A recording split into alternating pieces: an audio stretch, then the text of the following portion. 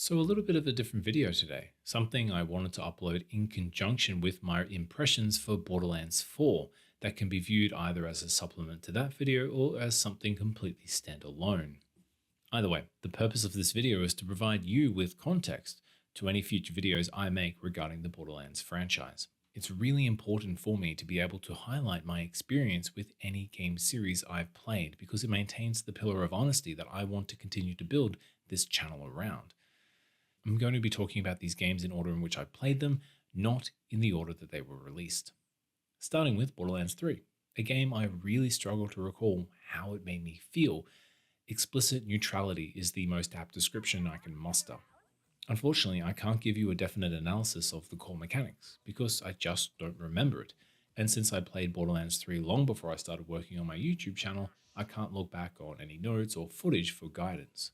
I do remember feeling completely underwhelmed by the antagonists, who felt more like mini-bosses rather than the central villains. I do recall Penintella voicing one particularly tough boss encounter, which, if I remember correctly, took me about 5, maybe 7 goes to get through.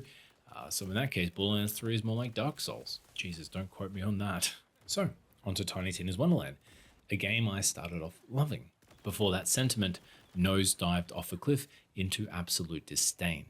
I really appreciated the advancements that TTW injected into the Borderlands formula, with some RPG-like mechanics and more options to customize our character, but the D&D buildcraft ultimately served a hollow master. The overworld map was surprisingly poorly executed, as it just redacted from Borderlands' strongest asset, the gunplay. The brand of humour that Borderlands has become synonymous with was lamentably in the driving seat of the game, with only Will Arnett offering the brightest of sparks as our main villain.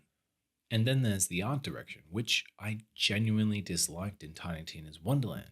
Just something about the congealing of the almost robotic character animation and the cel-shaded aesthetic really rubbed me the wrong way.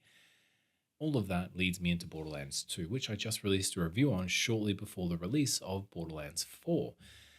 Borderlands 2 surpassed its successors in almost every facet. The antagonist antagonized us with the perfect balancing of malevolence and humor. The narrative was memorable. Borderlands 2 even introduced us to some of gaming's most iconic moments and characters. The humor was restrained, the gunplay still amazing, and the art direction didn't suffer from the same disease that Tiny Tina's Wonderland did. Borderlands 2 lived up to the hype.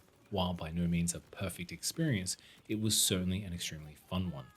And there you go, a brief summary of my history with the Borderlands franchise, running the full gamut of annoying to indifferent to fondness.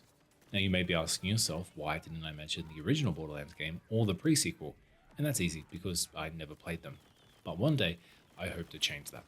Hopefully this will provide you with some context around my impressions and soon to be released review of Borderlands 4, but I'm actually kind of curious to see whether or not you agree with me.